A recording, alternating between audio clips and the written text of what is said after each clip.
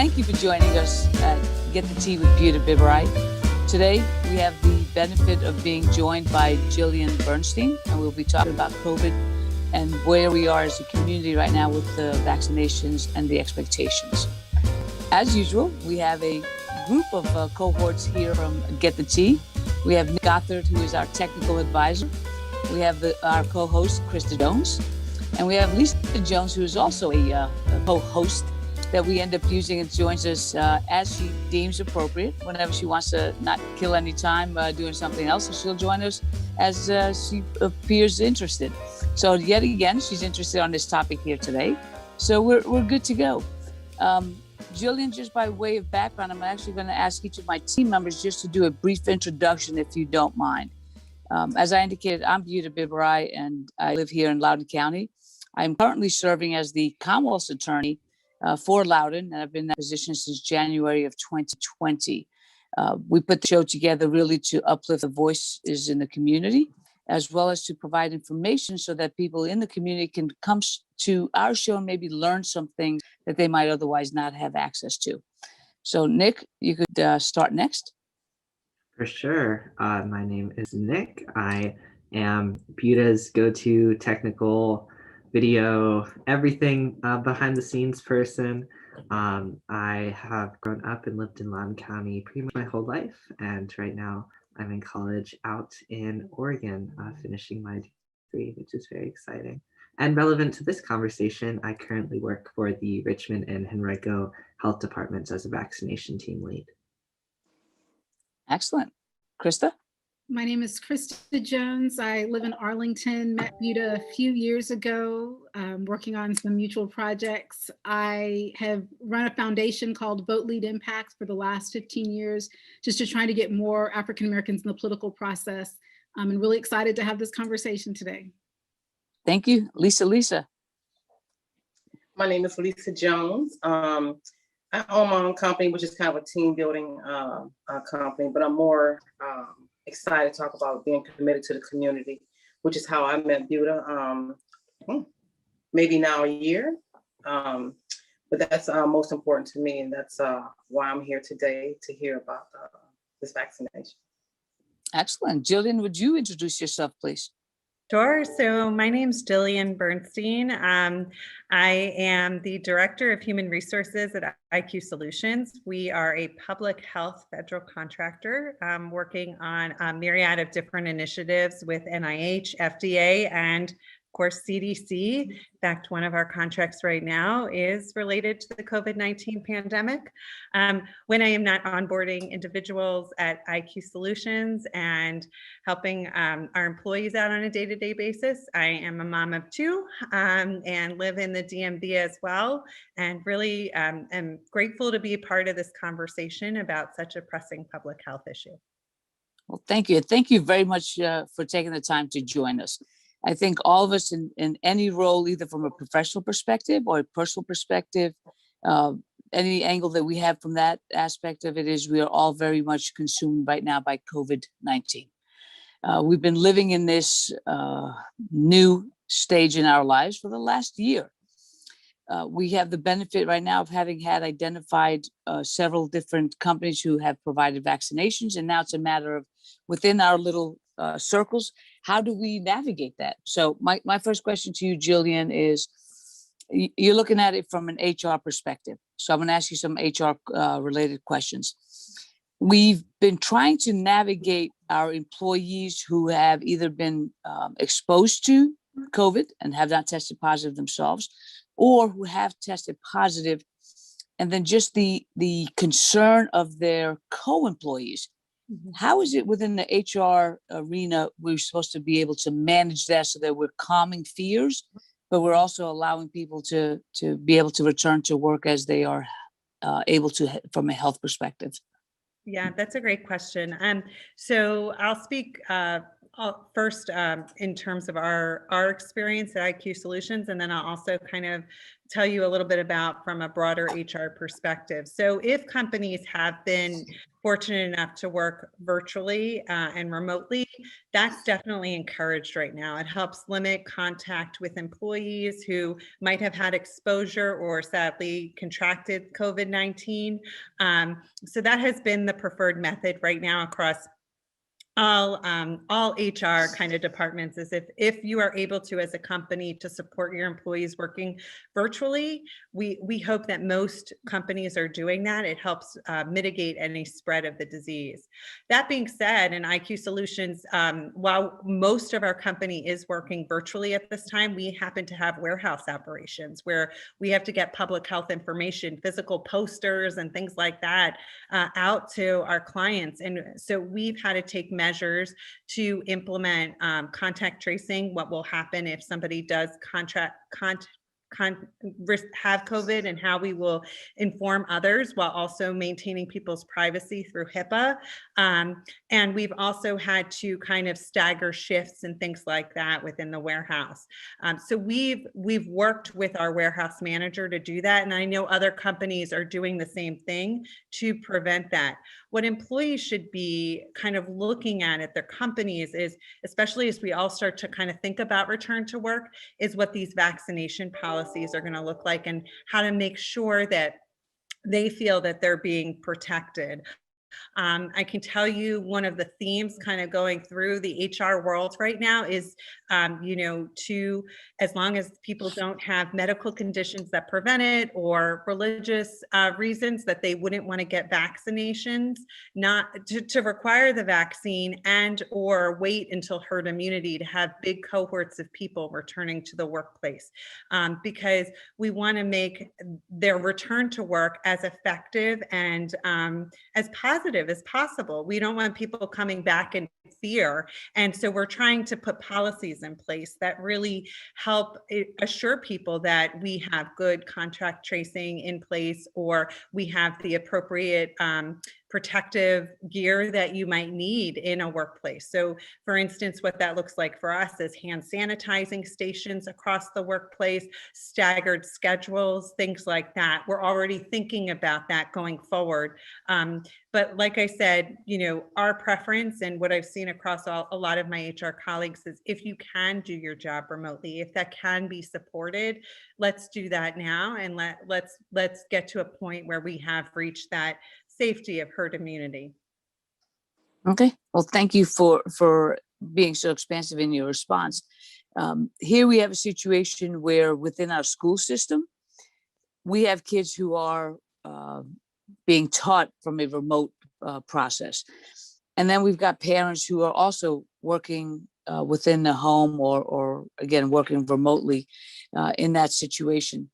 Here, the question that I would like to ask you is, when you've got the situation where a parent is unable to work remotely, what are you as HR having to navigate because of the concern that the parent is thinking that I'm going to work, I'm maybe bringing the virus home, and now I'll be infecting my kids or my extended family members. How are you navigating that from, again, an HR perspective, is showing concern for the employee, yet within the limitations of being an employer?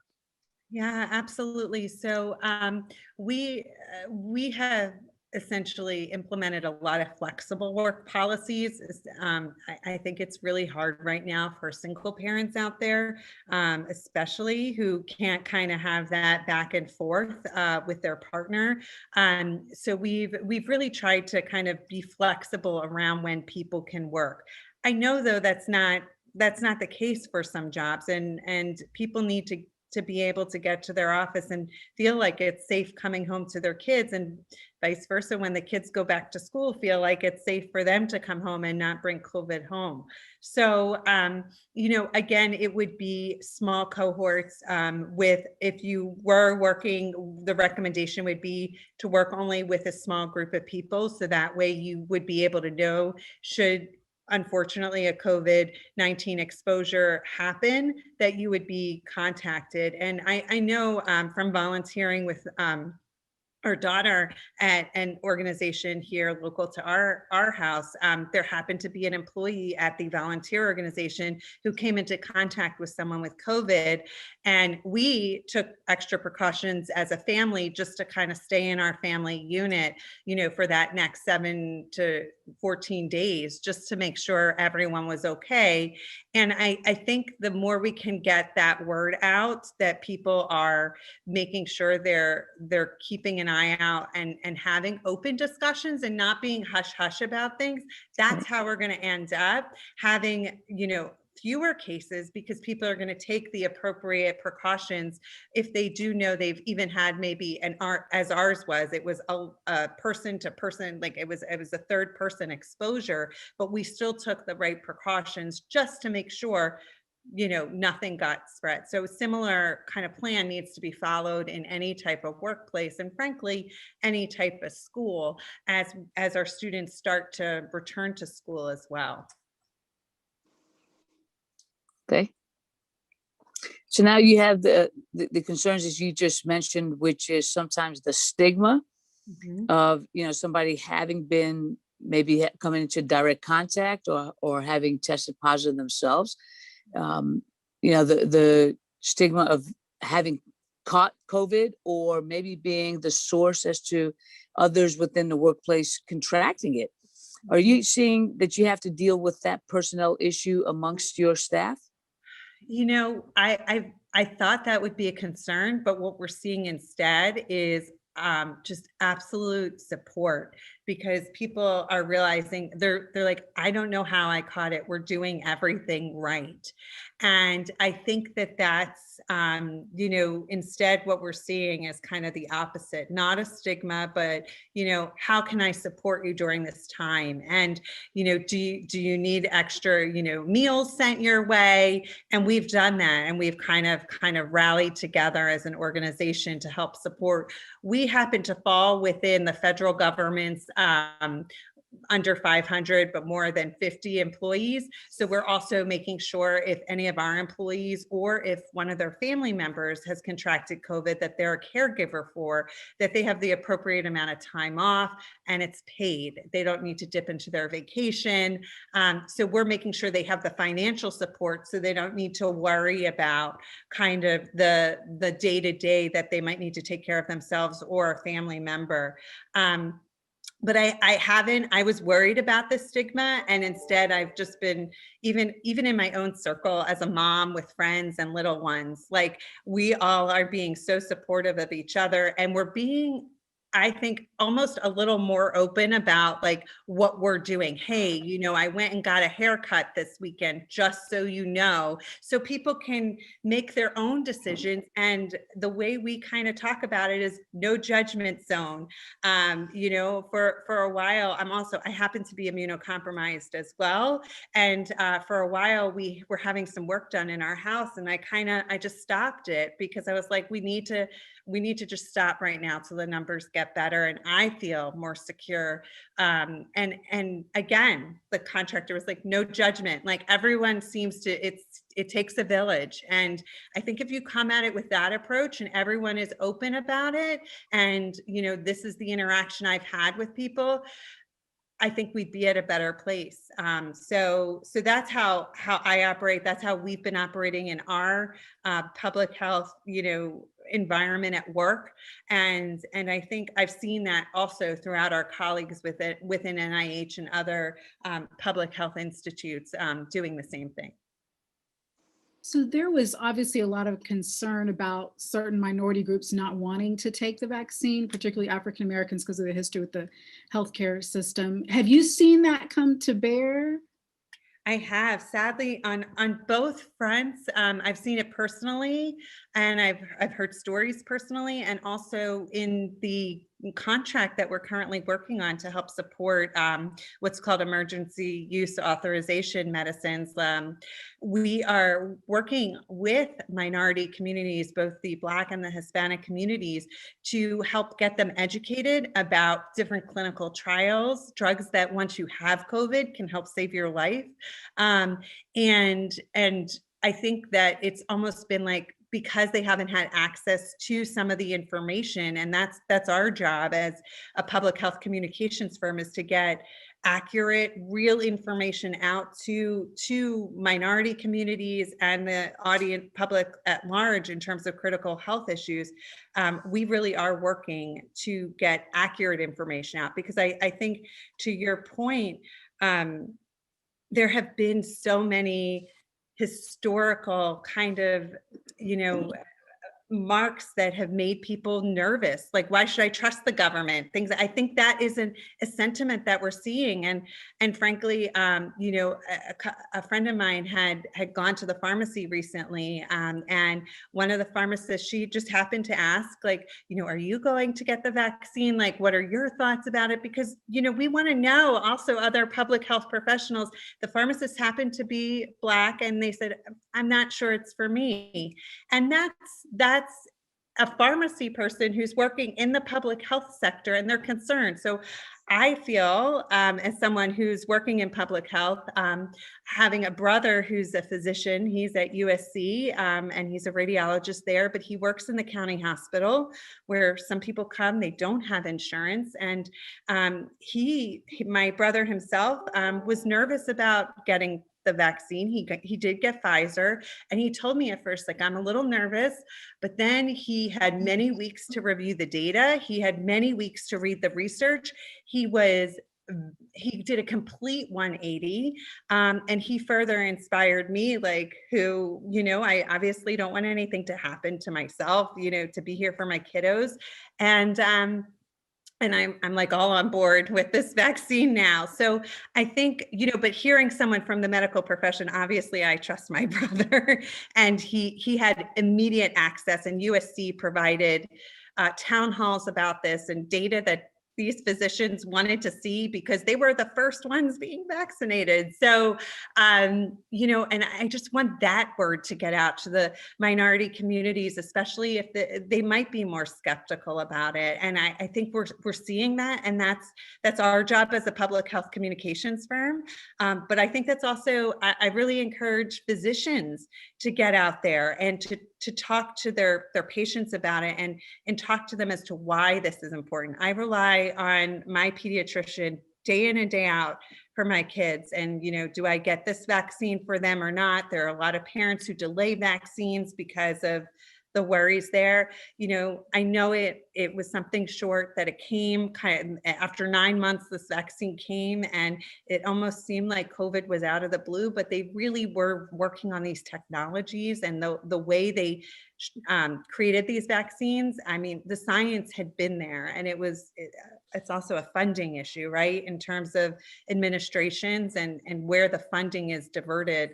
And I think that, it's just great that the funds are now where they need to be, to get not only the science we need to get safe and effective vaccines like we have, but also to get, why are they safe? Why isn't this going to be something that we experienced before? How are you sure?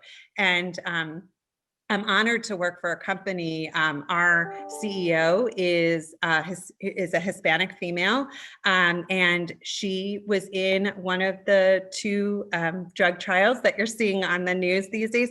And she was in the trial, and she thought it was her mission is to get public health information out there. And I thought her leadership, showing that she herself enrolled in this trial, I very much admired that. And I took her leadership as an example of, what we should be doing as the public, as a community, to help inform others. And I think that this is a great forum to do that. So now, Jillian, you mentioned one of the concerns that I personally have had, which is, we have all of these diseases, and we struggle as a society worldwide to be able to find the cure for them. And I'm going to sound like I'm being a little bit sarcastic or facetious, but that's not in my nature. And I'm obviously being funny here.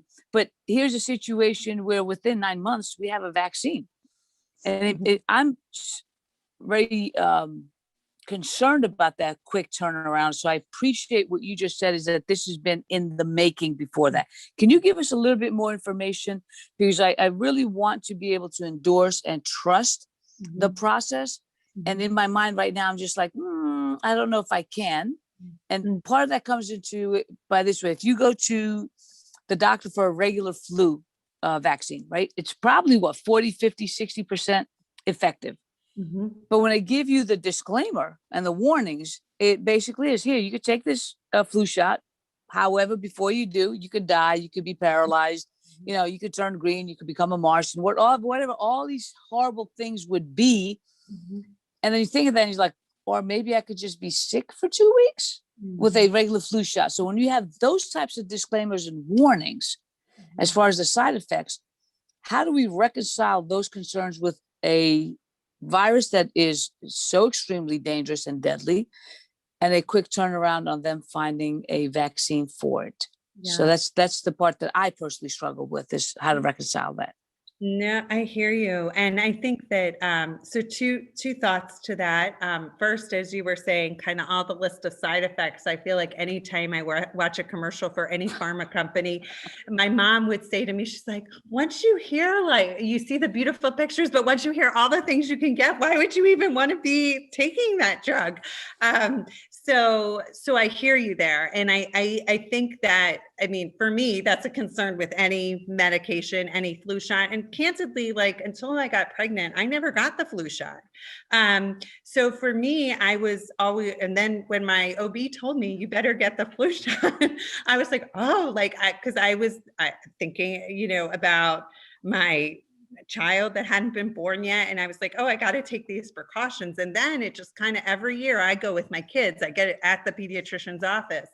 I think what's interesting about the vaccine, and it'll be very interesting to watch with J&J and them coming out, and how their vaccine is very different than Pfizer and Moderna. With the technology and the way, and I'm not a medical expert, so I'm not going to kind of opine on the different technologies, but what I can tell you, and what I've heard and also talked to, people in the medical profession about, is that, this technology is not a new technology in terms of how they created the Moderna and the Pfizer vaccine. They've been working on this for years. But I think that, they still need to make sure and have people in a trial to make sure it's effective. So I think that is that the J&J vaccine is much more like a flu vaccine. And if you all have heard, you would only need one dose. It doesn't require the refrigeration that the other vaccines do require. So I think, maybe that'll give people a little bit more comfort, knowing some more details once J&J gets emergency use authorization approved. Maybe they'll be like, oh, it's like a flu vaccine. They use the same methodology as a flu vaccine to get, test it and then to roll out their trials. For me, I've been watching the news not that, because I do trust both Moderna and Pfizer vaccines, but I want to also know if they're safe against the new variants that are coming out. And I think that's going to be the next question. So for me, it's not whether or not, to get the vaccine. It's like, I want the vaccine, but then it's, what's going to happen? Am I going to need a booster? And what's happening with the research with that? And how are we targeting these, other variants? Because what's going to happen is new variants are going to, I watch Dr. Fauci all the time, and one of my brother's dear friends works right under him at NIAID. So I was fascinated to hear that, until we reach that herd immunity state, this virus will keep changing. And that's where we're getting all these new variants. So my concern as a parent is not getting this vaccine. It's like, okay, well, I need a booster after this, and where's the science and what are we doing there, to get people their booster shots, just like we need a tetanus shot after 10 years to get a booster for tetanus. So I am hopeful that people will see, after months and months. Remember, at this point, people have been getting vaccinated, for at least a few months. I talked to one of my physicians yesterday who got vaccinated in mid-December. And, she said the first side effect was, I was just thrilled to get the vaccine. After I got my second dose, I was ready to plan a trip. So, and she felt great. My brother got the same vaccine. They both got Pfizer. He felt fine after the first one. The second one, he did spike a little fever for like 2 to 4 hours, but he felt fine.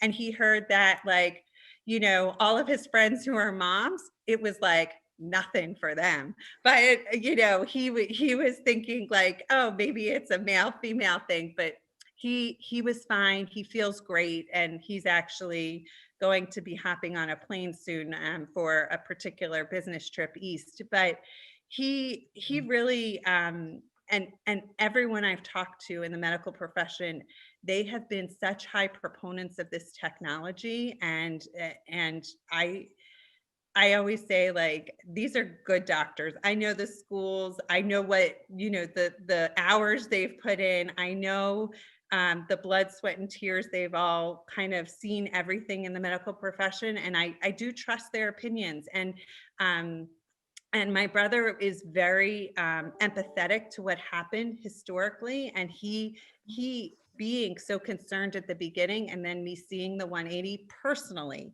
made me want to change kind of my outlook on this. And then he really educated me. So I feel like, you know how they say, like, if you're standing in line for a coffee, buy someone a coffee right behind you, and that will kind of trigger a snowball effect.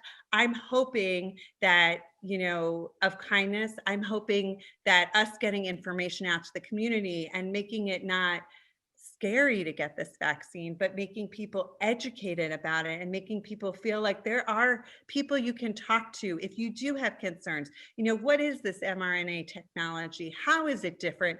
Like, let's get that information to you so you can understand why you're not going to have side effects in 6 months, or why you're not going to be experiencing, you know, side effects from a crazy drug that's, you know, just coming out of thin air. This is not test casing people. This is trying to get people to a level of herd immunity so we can get back to what will be a little bit of a new normal for a lot of folks. Okay, so now for starters, please make sure you tell your brother that yes, the women are the stronger of the race of the sexes. So we'll just put it out there. Sorry, Nick, but yeah, so we'll just end that conversation here. But you literally just talked about a couple of things that people have concerns as to how it is going to impact them, because we all have stories that we have friends who have had it. I don't think anybody on our team has had the vaccine, but we all know people. And I know I had a couple of individuals who spoke to me this week, and it is that spectrum is, I felt a little tired, sluggish, to somebody's like, well, I got put on my tail for about a couple of days. But beyond that, it hasn't been anything that's been significant enough to suggest that somebody should not take it. And obviously, that's a personal choice, but that has been my anecdotal story about people who've had it. So let's talk again from a situation where let's hope that we come to a point in time where they can vaccinate anyone and everyone who wants to be vaccinated. How do you think employers are going to deal with whether or not they're going to try and mandate that? Because that just hits a different level of a concern. That's a great question. And I actually, you know, trying to think ahead, you know, we're 6 months, we are probably going to call our employees back sometime in the fall. We're being very mindful because we have lots of working parents at our company, and we've been following what the school system is doing. And even though some of the kids are going back in a hybrid fashion this spring, we don't think it's right to call parents back to work. I think what you're going to find is there's a couple legal considerations that companies are making, if you can mandate or you can't. One of the things that we did as a company just to get a pulse on our employees was to do an employee survey. And most of the employees literally wrote, I'm not coming back until there's a vaccine. So, I mean, that's the life of someone in public health. But we basically kind of strung our timeline out on that. So when the vaccine is widely available and we've reached herd immunity, we will personally feel comfortable bringing people back into our offices. That being said, I think for a lot of companies, this time has been kind of a little bit of a test, right? Like a pilot program on working remotely and how people can do that and still have a great impact and a great effect in doing their job. I think there has been a little culture loss, not getting to see people face to face, not having those impromptu hallway conversations, water cooler conversations. So I think that, some companies might choose to kind of keep the remote thing going for a little while, which is again, an option that people are putting on the table until herd immunity is reached. From an HR perspective, there will be legal ramifications. And I recently attended a forum about this, and basically, I mean, you run into HIPAA because you can't really pry into people's medical reasons for getting or not getting a vaccine, and a lot of it is on the honor system. And if you do kind of put something out there like a mandate, you likely will need exceptions, or you will need an accommodation, especially like under the Americans with Disabilities Act. You will need to make sure that you are accommodating people who maybe, like I said, can't get the vaccine for medical reasons and or might have a religious reason that they wouldn't want to get the vaccine. Maybe some people are still nervous, and we get that. So I think you're going to see a lot of companies have very flexible approaches coming back, because no one wants to really have any legal issues in getting employees back on board. But once herd immunity is reached, then those who are vaccinated and back in the office should feel a really good sense of security that they themselves will be okay. The folks who don't choose to get the vaccine and maybe do contract COVID, that might be something, they'll be out sick for a few days. Hopefully they'll recover. Hopefully some of these emergency use authorization medicines, like the monoclonal antibodies, will be at this point approved, and people will have medicine that will help get them over the hump of having any severe disease. But I think that's still a little while away before companies have any true mandates. But I think HR departments are working on striking that balance between, what's reasonable and what's not, and really taking into account people's mental health too. Because I think that's something that's not talked about during this time. And I think that, people really, this is going to be another transition for them. So thinking about employees' emotional well-being, engaging, we have a program that is like an employee assistance line that they can call, especially if they're having some emotional challenges during what's a really difficult time period.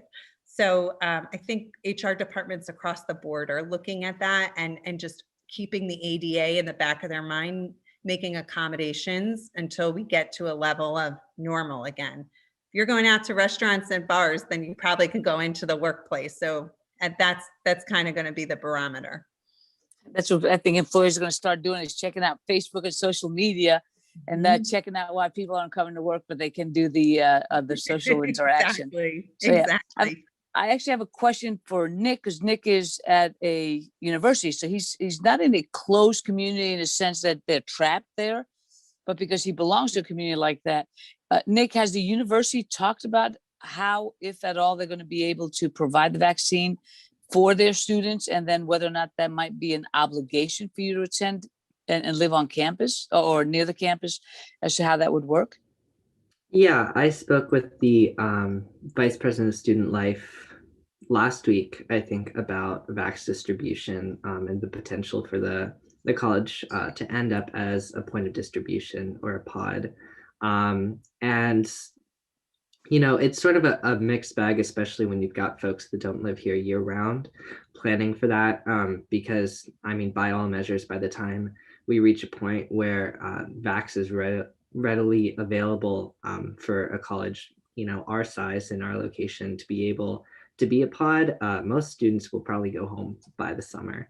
So they have indicated that, come fall, whether it's, international students or students from out of state who have not yet been able to acquire a vaccine, they will have those available and vaccinate students if they wish to be vaccinated.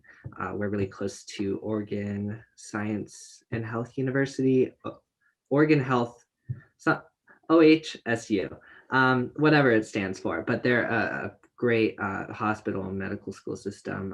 And so we have a lot of great partnerships with them. And so I suspect that those partnerships will help us function effectively as a point of distribution for those.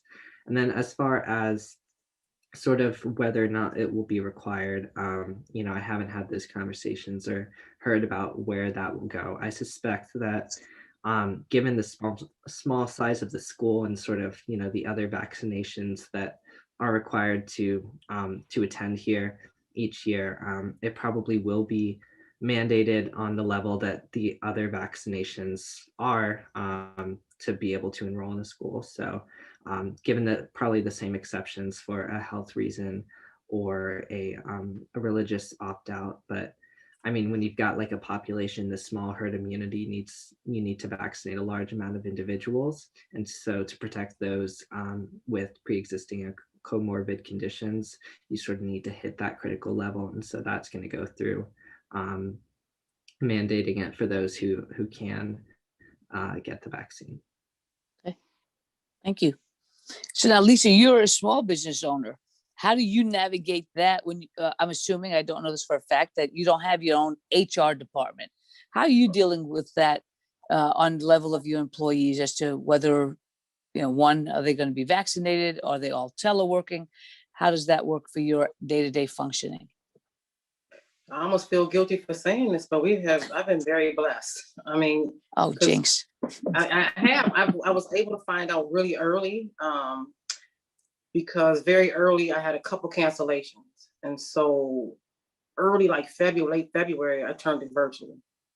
And so we have been virtual for almost a year straight. So I have no restrictions or anything like that, not requiring, I'm not even thinking about anything like that because I have my own mental block with what's happening with the vaccination. Yeah, so we've been very, very lucky doing it virtually now. Okay, we'll switch gears a little bit now from that lens, because I think COVID has forced us to ramp up the option or the inclusion of teleworking as a business practice. Do you think you're going to go back to bringing your staff back full time, or is there going to be a hybrid for the teleworking, or do you think you can go all virtual? Virtual is so different because I miss that interaction badly. I do. And I can see it in the guests. It is missed. So I could do a hybrid. I can do hybrid. But if it did come down to that being a mandate, it being forced, I'm so skeptical myself. I have no idea. I'm very confused as to what I would do. But I'm open to it being a hybrid further down the line. So even if someone said, okay, May, we're good to go. We have enough people to have this vaccination. I still would want to be virtual until like September. To be, I mean, Well, let me follow up on the statement you made as kind of part of your response there. You said you yourself are skeptical. So now, as an employer, does that make you potentially a hypocrite if you're going to tell people go get vaccinated, but you're like, I don't know if I'm going to? How are you going to be able to navigate your own struggle with that, and then trying to figure out is how to serve the broader employee team that you have? I'm fighting with that. I did Desert Shield, Desert Storm, and it may be a mental block, but before I left, I didn't have asthma. Like some of the things I have now, I did not have before I left, and there are certain things that I was required to take in order to go. So I am very torn about telling anyone.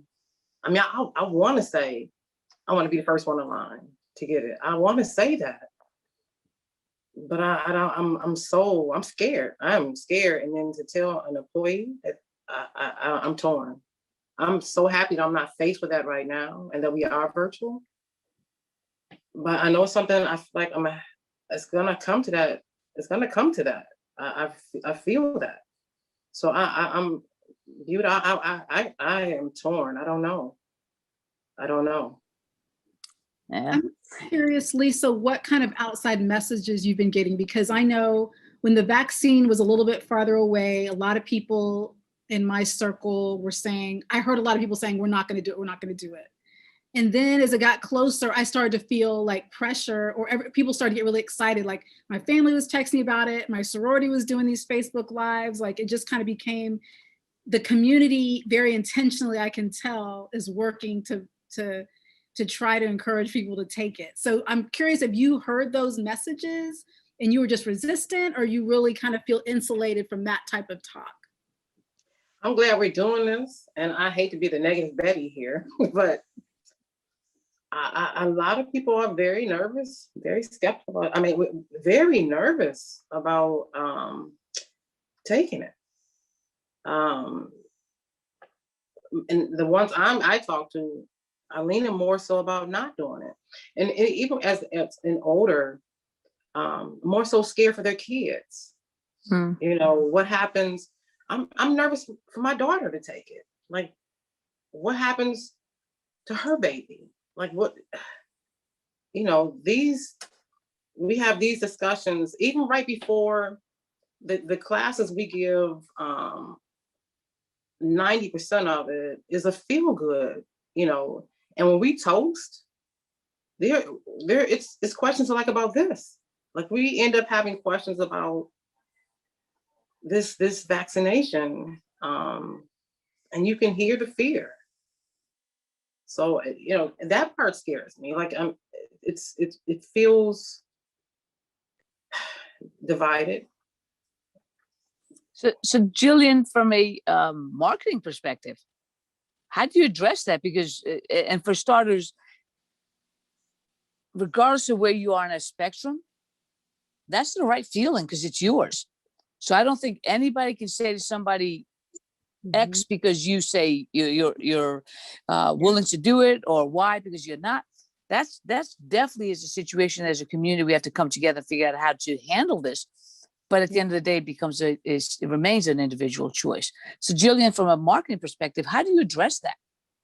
I have a thought and a few ideas, but I think we have to listen to each other. I think sadly, there hasn't been a lot of listening going on in the past 4 years. And we need to come together as communities and talk about our fears and also hear about other experiences that have been positive, because that might, again, rub off on someone and be like, you know what? I hear that, like, you know, and that might be something that, you know, once someone starts hearing it more and more, then maybe their mind might be changed. Hey, you know, I'm seeing more and more, everybody's doing okay with this vaccine. We've seen nothing, you know, come of any horrible side effects or anything like that.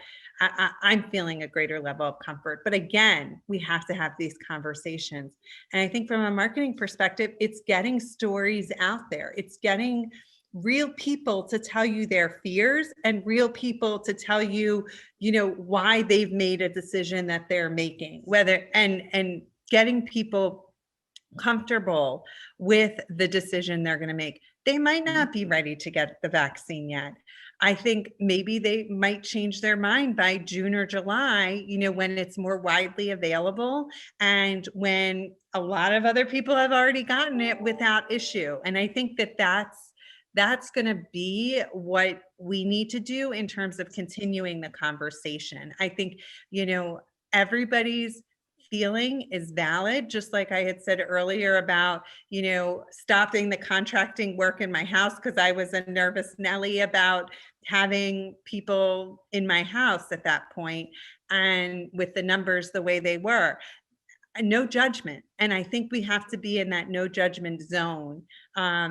I think we have to still follow the science. And I think we have to recognize the investments that have been made in the science. I think one of the candidly, one of the big mistakes was calling this project Operation Warp Speed, because I think it gave it a really negative tone to the American public.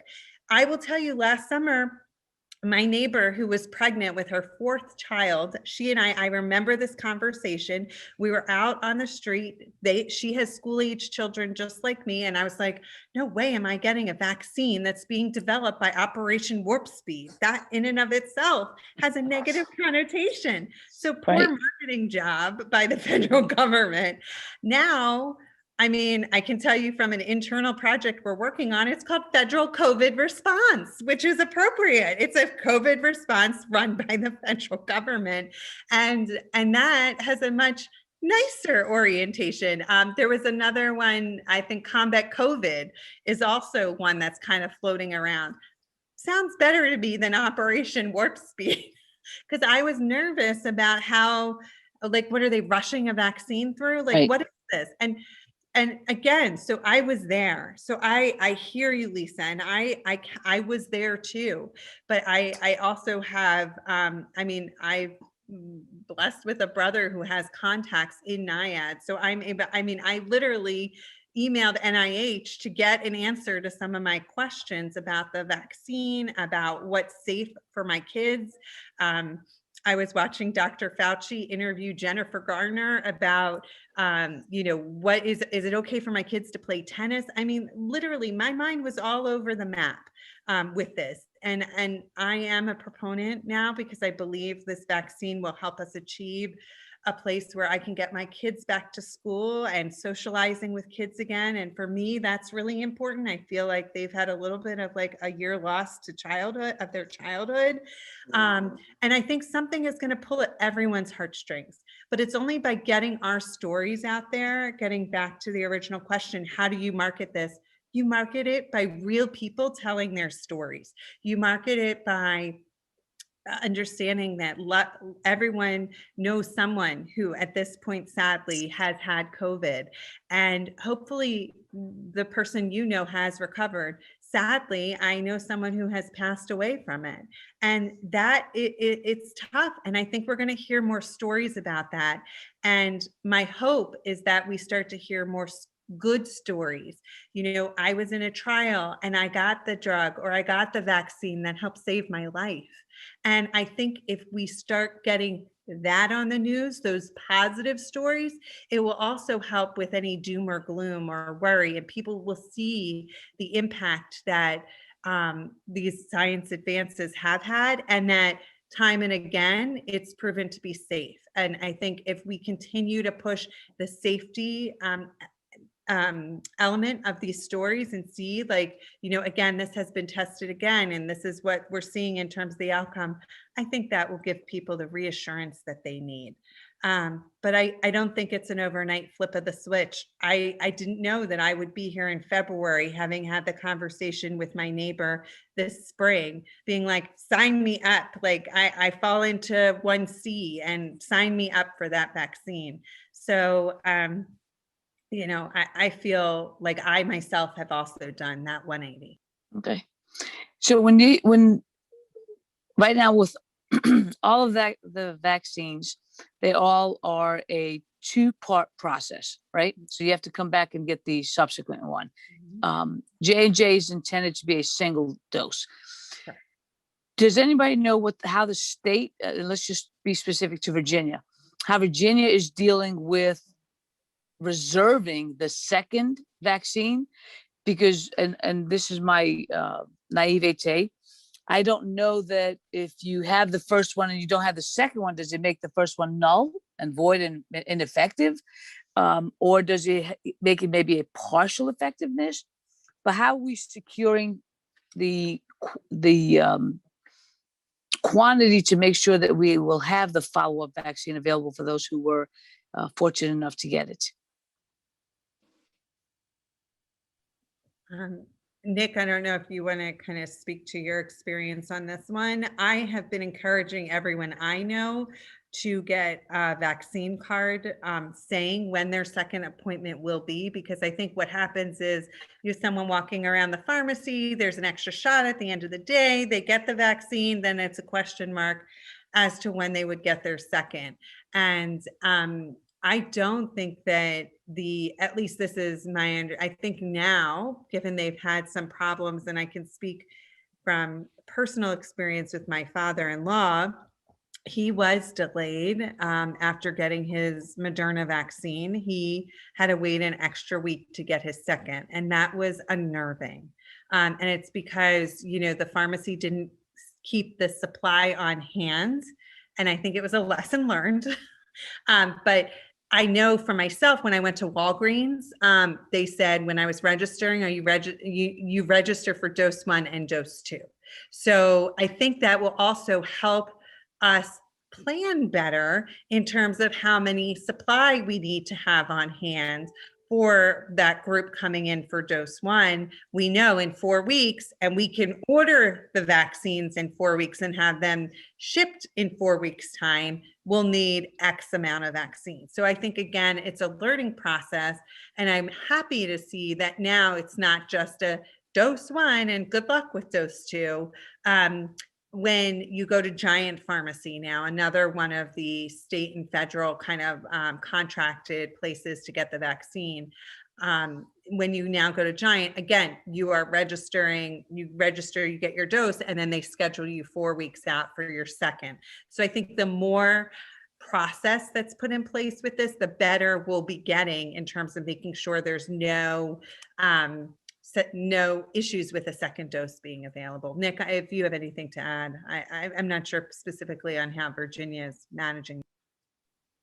Yeah, I mean, you're pretty much right on target there, Jillian. They've been doing a really good job of registering folks as soon as they get their first shot before they leave the vaccination clinic. And so by scheduling that out, it helps us reserve those vaccines for the future. So I haven't heard of any folks that have had issue with getting their second doses that have come my way. I mean, undoubtedly they exist, but it's nice to know that at least we're doing that in a well regarded fashion. Okay. Before we wrap up the conversation, I wanted to ask a closing one, and that is, if we have family members who or neighbors that we could see that or we assume that they may not be as tech savvy or system savvy, Jillian, what recommendations would you make to the general public as to what we can do as a community to help those individuals be able to get on a registration so that they can actually be in line or in a queue for the vaccines? If you know people, I would say volunteer to help them. And I think that that's the critical part. I've also been, working to, if I get a resource, I pass it along to my family or my friends, and hopefully that gets out into the community. There's Facebook groups that we can go on to that people who may not are so tech savvy they can't go on to, but we can get them the information, or even better, do it for them. And I think it's